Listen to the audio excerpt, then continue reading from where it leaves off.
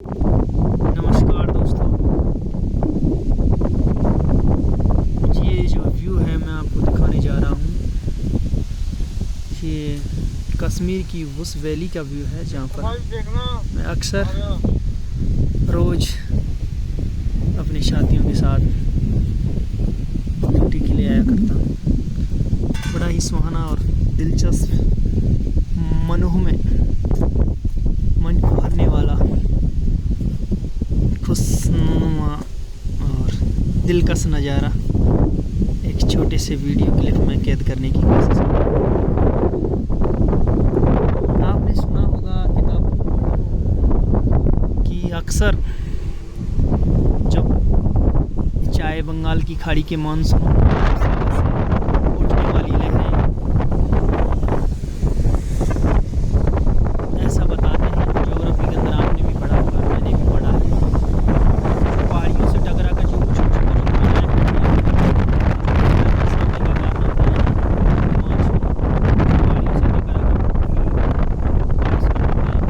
जैसे आपने इधर का देखा होगा, साउथ के अंदर तमिलनाडु के अंदर जाते हैं तो जैसे कुछ है ऊटी वगैरह का क्षेत्र है, तमिलनाडु, कोयम्बतूर है और उसके 5-6 डिस्ट्रिक्ट हैं वहाँ पर।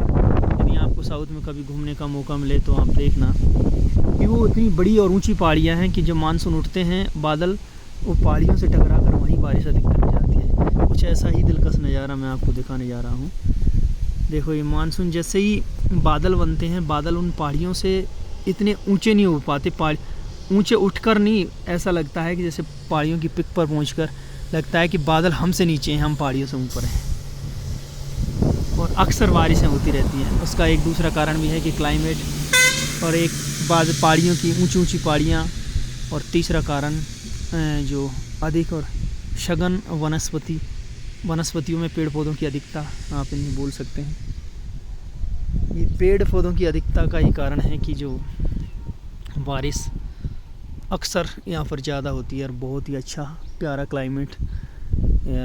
अपने भारतीय सैलानियों की यदि बात की जाए तो यहाँ पर औसतन जो घूमने वाले हैं वो विदेशियों की बजाय हमारे भारत के अनेक राज्यों से, जैसे अधिकतर इस समय काफ़ी देखने को मिलते हैं राजस्थान, आरजे, पंजाब की गाड़ियाँ, उत्तराखंड, यूके वगैरह, इधर एमपी, यूपी, दिल्ली वगैरह से, और जो भी अदर स्टेटों से लोग यहाँ पर कोई बाइकों से राइडिंग करके किस तरह घूमने के लिए आते हैं। तो इसका यही कारण है कि यहाँ की एक ऐसी नेचुरल ब्यूटी है जो वास्तव में देखने पर ही एक लुभावनी जैसी लगती है कि हाँ, कितना प्यारा मनोहर नज़ारा है। जितना ये प्यारा खुशनसीब लगता है, उससे ज़्यादा बर्फ़ की टाइम में यहाँ स्नोफॉल होता है तो जो टूरिस्ट के रूप में एज ए घूमने वाले जो आते हैं उनके लिए थोड़ा अच्छा लगता है, लेकिन यहाँ के लोगों के लिए थोड़ा मुश्किल बन जाता है, क्योंकि बारिश के मौसम में बड़ा कचपचा बोलते हैं ना, मतलब कीचड़ सा अच्छा हो जाता है, तो जो अच्छा नहीं लगता। बाकी सच में बहुत ही कौतूहल, बहुत ही मनोहारी, और क्या बताऊं, किन शब्दों से बोलिए, नेशनल हाईवे 44 है जो अक्सर मैं आपको बताता रहता हूं। बहुत ही दिलकश प्यारा नज़ारा। और पहाड़ियों की दोनों चोटियों के बीच में देखो आप, बादल नीचे हैं, जो इन बादलों के पास में यदि आप देखोगे कि नेशनल जो जवाहर टनल, भारत की सबसे पहली जो रेल सुरंग थी वो यहीं पर है, जवाहर टनल जिसका नाम था। अब तो कई और भी सुरंगें बन चुकी हैं।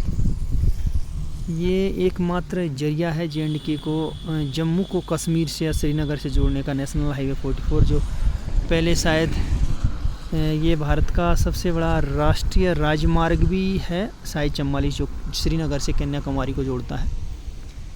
लेकिन अभी शायद और कोई दूसरा राष्ट्रीय राजमार्ग है जिसकी मुझे लगता नहीं, शायद यही है, थोड़ा मैंने पढ़ा नहीं, काफ़ी दिन हो गए हैं किताबों को पढ़े हुए। तो भारत का सबसे बड़ा राष्ट्रीय राजमार्ग है जो श्रीनगर से कन्याकुमारी को जोड़ता है, नेशनल हाईवे 44। इस तरह की पहाड़ियों को काट छाट के बनाया गया है। लेकिन अब जब भी कभी आप श्रीनगर आओगे तो एक जो न्यू टनल बनी है बनिहाल से काजीकुंड को जोड़ती है, वो इस रास्ते में हो गया, आपको नहीं आना पड़ेगा।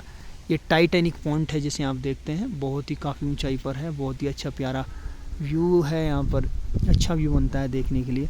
और जो जिस क्षेत्रों को अब मैं आपको कैमरे में कैद करके दिखा रहा हूँ, ये बनिहाल के आसपास के कुछ गाँवों की गांव का है क्षेत्र, पता नहीं कौन कौन से गांव में, मुझे भी नाम इनके याद नहीं है, लेकिन अक्सर देखते हैं पेड़ों की तादाद में अब सीज़न में कब्बू गोसा, एप्पल और अखरोट और क्या नाम है चेरी, और कौन कौन से और फ्रूट्स होते हैं, कब्बू गोशा, हाँ कब्बू गोशा, अखरोट, हाँ कीवी वगैरह, स्ट्रॉबेरी। जो स्ट्रॉबेरी का सीज़न तो ख़त्म हो गया अभी प्रेजेंट में, अभी कुछ महीने 1.5 महीने के बाद में चालू हो जाएगा।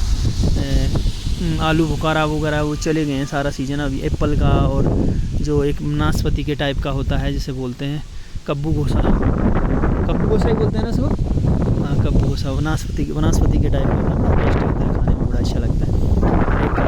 कुछ दिन के बाद में जो आपको बताऊँगा ये पेड़ लेकिन पकने के बाद में औसतन यहाँ पर अखरोट की रेट 250 पर केजी के आसपास होती है।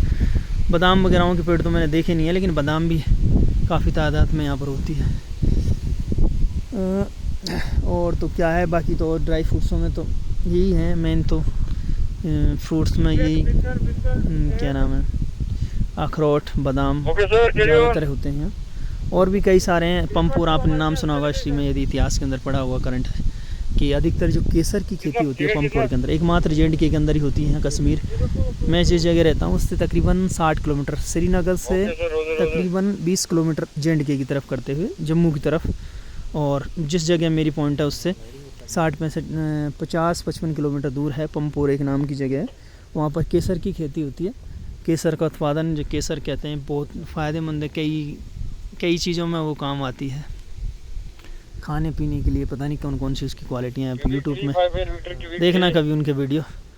और ऐसे नॉर्मल एंटरटेन वीडियो तो आपको हम बनाते रहते ही हैं दिखाने के लिए, कभी मन नहीं लगता है तो भाई देख लो भाई लोगों, ऐसी सुंदरता है।